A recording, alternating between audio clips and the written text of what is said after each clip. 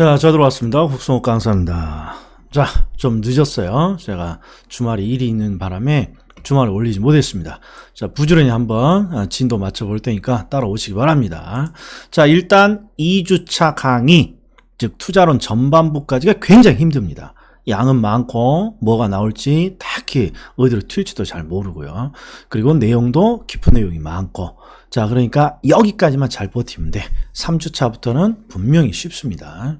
자, 일단 시장론이에요. 시장론, 부동산 시장. 일단 정의가 부동산 시장 또는 주택 시장 등은 대표적인 불안전 시장이에요. 따라서 좋은 용어가 나오면 된다, 안 된다. 좋은 용어가 나오면 안 된다 그랬어요. 1번, 부동산 시장은 국지성으로 인해 동일한 가격이 형성된다. 요놈이 좀 이상하잖아요. 동일한 가격이 형성돼. X, 항상 국지성을 강조했으니까 지역적인 가격 차이를 보인다. 자, 주택시장은 지역적 경향이 강하고 지역수에 의존합니다. 여기까지 맞았고, 뒤에 적정 가격 도출이 용이하다. 이게 틀린 거예요. 적정 가격 도출이 용이하다. 용이하지 않다. 왜? 부동산 시장은 좋은 말 나오면 안 된다니까요. 그 다음에 부동산은 개별성이 강합니다. 따라서 상품별로 시장이 조직될 수 있다 없다. 시장의 비조직화죠. X. 요게 틀린 거죠. 그러면 항상 B3종 세트가 떠올라야 돼요. 거래가 비공개적이고 상품이 비표준화되어 있고 시장이 비조직화되어 있습니다. 부동산은 개별성의 특성에 의해서 표준화가 어렵고 일반 재화에 비해서 대체 가능성이 낮다고 되어야죠. 그래서 틀린 거죠. 대체 가능성이 낮다. 이게 비대체성이고 개별성인 거죠. 자, 부동산 공급에는 상당한 시간이 소요됩니다. 이걸 우리는 공급의 장기성이라 그러죠. 그래서 첫 번째, 자, 수요가 급증하더라도 공급이 적시에 이루어지지 못하는 경우가 많습니다. 옳은 지문.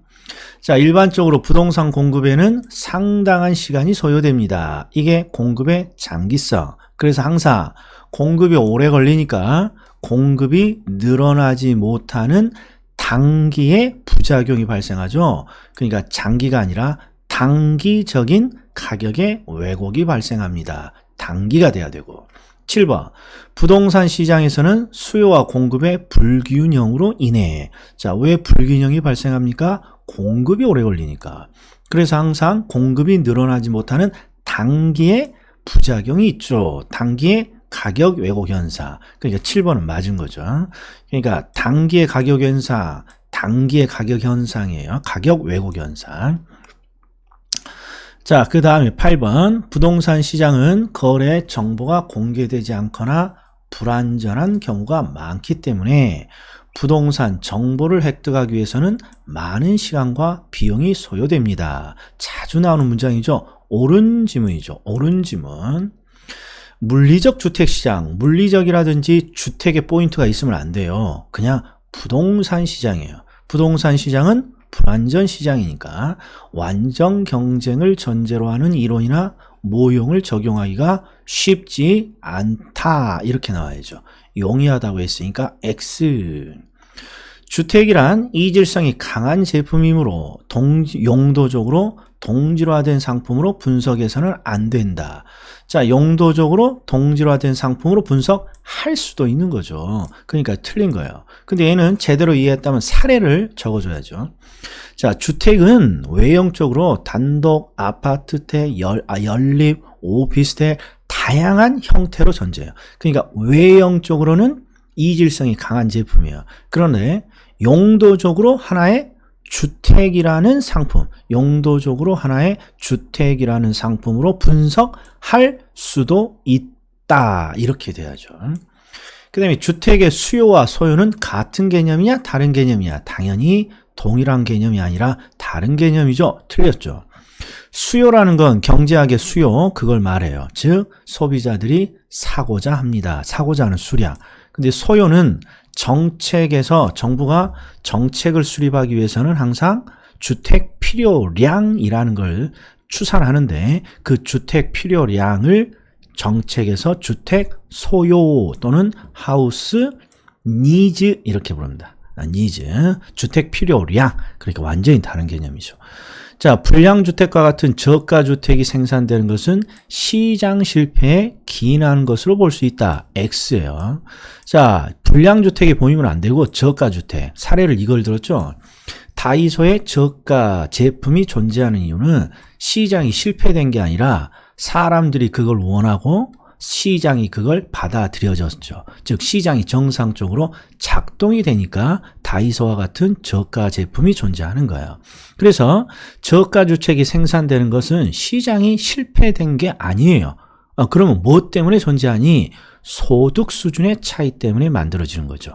소득 수준이 낮은 저소득층은 가격 수준이 낮은 주택을 필요로 하기 때문에 시장이 공급한 거예요. 그래서 소득의 차이에 의해 기인한 것이다. 또는 소득에 의해서 기인한 것이다. 이렇게 돼야 됩니다. 자, 효율적 시장. 효율적 시장과 할당 효율적 시장은 효율적 시장은 항상 약자가 있죠. 약성은 기본, 중강성은 내부, 강성은 어떤 방법으로든지 초과 이윤을 얻을 수 없다. 요게 딱 테마죠. 자, 약성 시장이란 과거의 정보가 즉각적으로 반영되는 시장이고요. 옳은 지문. 중강성 시장이란 모든 정보가 즉각 반영됩니다. 모든 정보가 즉각 반영되면 준이 아니라 그냥 강성 시장인 거죠. 그러니까 준강성이라고 해서 틀린 거예요. 강성 시장이 맞죠. 자, 과거의 정보를 분석하는 방법을 우리는 기술적이라고 하죠. 그래서 과거를 생각하면 항상 술이 땡긴다. 옳은 지문. 과거와 현재 발표한 정보까지를 함께 분석하는 것이 분석의 기본인 거죠. 기본적 분석이란 과거와 현재, 오늘까지 발표한 정보를 분석하는 거죠. 이게 분석의 기본인 거죠. 옳은 지문. 자, 나왔네요. 약성 시장에서는 기본적 분석을 해야 초과 이윤을 얻을 수 있죠. 옳은 분석. 아프면 약이 기본. 니은자가 나왔어요. 그러면 투자자가 내부 정보를 획득하면 초과 이윤을 얻을 수 있죠. 옳은 지문. 6번. 준강성 시장에서 기본적 분석을 하면 분명히 준에는 내부 정보가 나와야 초과 이윤을 획득할 수 있죠. 근데 이 문제는 정상 이윤이라는 표현을 썼단 말이에요. 이거 주의하셔야 돼. 우리가 효율적 시장에서 정보를 분석하는 이유는 정상적인 이윤을 얻고자 하는 게 아닙니다. 정상 이상의 초과 이윤을 얻고자 하는 거죠. 항상 효율적 시장에서 정상 이윤은 언제든지 얻을 수 있는 것이고 정상 이상의 초과 이윤을 얻기 위한 노력이 정보 분석인 거죠. 그래서 중강성 시장에서는 기본적 분석을 하면 정상이 아니라 초과 이윤을 얻을 수 없다. 이게 출제자의 의도예요. 초과 이윤을 얻을 수 없다. 그러나 객관식에서 OX니까 정상 이윤이 나왔는데 획득할 수 없다 그러면 무조건 틀린 거예요. 정상 이윤은 언제든지 얻을 수 있는 것이니까. 그 다음에 과거 정보를 가지고 투자 분석을 합니다. 그러면 기술적 분석이죠. 약성 시장에서 기술을 하면 안 되죠. 기본적 분석을 해야죠.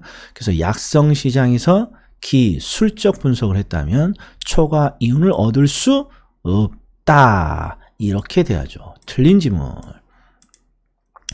중강성 시장은 현재 발표한 정보까지 즉각 반영되죠. 그래서 새로운 정보가 공표되는 즉시 가격에 반영되는 시장입니다. 여기까지 맞았죠. 근데 공표된 자료를 토대로 분석을 하면 초과 이윤을 얻기가 쉽다. X. 중강성 시장은 항상 내부 정보를 획득해야 초과 이윤을 얻을 수 있는 것이죠. 그래서 틀린 거죠. 자, 강성 시장은 논점이 어떤 분석을 통해서도 초과 이윤을 얻을 수 없는 거죠. 그래서 끝에 정상 이상의 초과 이윤을 얻을 수 있다. 그럼 무조건 틀린 거죠. 어떤 정보로든 초과 이윤을 얻을 수 없다. 10번. 일반적으로 부동산 시장은 약성이 아니라 준강성 시장으로 분류되죠. 그 증거는 오늘 개발 호재가 발표하면 오늘 바로 지가가 뜨죠. 즉 오늘 발표한 정보까지 부동산 시장은 반영합니다. 따라서 소수의 내부 정보를 획득한 사람이 초과 이윤을 얻을 수 있습니다. 이 뒷문장을 맞은 거죠. 요게 틀린 거죠. 즉 부동산 시장은 준강성 시장이니까 내부 정보를 획득하면 초과 이윤을 얻을 수 있다. 요걸 고쳐줘야죠. 자, 그 다음에 어려운 거. 할당 효율적 시장을 아직도 오해를 하시는 분이 있는데 항상 투자 시장이 3개가 있습니다. 이게 강의 전제잖아요. 자금은 초과 이윤을 쫓아서 계속 왔다 갔다 움직이죠. 그런데 어느 날 문득 어느 시장에서도 뭘 얻을 수 없다면 초과 이윤을 얻을 수 없다면 돈은 더 이상 돌아다니지 않는다 그랬죠. 그래서 쉽게 이해하는 방법이 내 동생은 항상 놀 거리가 있으면 친구를 만나러 저녁에 나가서 돌아다니는데 아니 어디를 가더라도 놀 사람이 없습니다. 어딜 가더라도 놀 사람이 없습니다. 그러면 돌아다니지 않고 집에 앉아 있단 말이에요. 그럼 그때를 우리는 동생이 할당되었다. 동생의 할당이 효율적이다. 이렇게 부르는 거죠. 그런데 요령이 항상 할당 효율적이라고 하면 뭔가 애매모호해요. 그래서 할당 하나만 써. 자, 자금은 어느 시장에서도 초과 이윤을 얻을 수 없다면 자금은 돌아다니지 않고 투자 시장에 고정돼요. 그때를 우리는 자본이 고정되었다 또는 할당되었다 이렇게 부르는 거죠. 자, 그리고 시험에 잘 나오는 게 오죠. 부동산 시장은 여러 가지 불완전 요소가 많으므로 할당 효율적 시장이 될 수 없다. 틀렸죠. 부동산 시장은 불완전한 요소가 많더라도 할당이 될 수 있죠. 이유는 할당은 시장이 완전이냐 불완전이냐로 결정되는 게 아니라 초과 이윤이 있냐 없냐로 결정되는 것이죠. 부동산 시장이라도 초과 이윤의 유무에 따라 할당 효율적 시장이 될 수 있다. 이렇게 가야죠. 그리고 12번, 13번은 참고예요. 참고. 시험에 나올 것 같지는 않습니다만 옛날 기출이에요. 그런데 요령이 이런 거예요. 항상 초과 이윤이 있으면 자금은 돌아다니니까 할당이 안 되는 거고 초과 이윤이 없으면 자본은 할당되는 거예요. 돌아다니지 않고. 그래서 문구를 봤더니 부동산 시장에 투기가 존재하고 특정 투자자가 초과 이윤을 획득할 수 있어요. 초과 이윤을 획득할 수 있다면 돈은 돌아다닌다고요. 그러면 끝에 할당 효율적이지 못하다. 이렇게 매치가 돼야 되는 거예요. 이게 요령이에요. 자, 소수의 투자자가 다른 사람보다 값싸게 정보를 획득할 수 있다. 그러면 누군가 초과 이윤을 얻는다는 거 아니에요. 그러면 할당 효율적 시장이 되지 못한다. 이렇게 돼야 되는 거예요. 할당 효율적 시장이 되지 못한다. 이렇게. 자, 여기서 하나 끊어야겠어요. 지금 제가 2가지 했나요? 2가지. 하나는 부동산 시장의 특징. 그다음에 2번째는 효율적 시장 또는 할당 효율적 시장. 자, 다음에 뵐게요.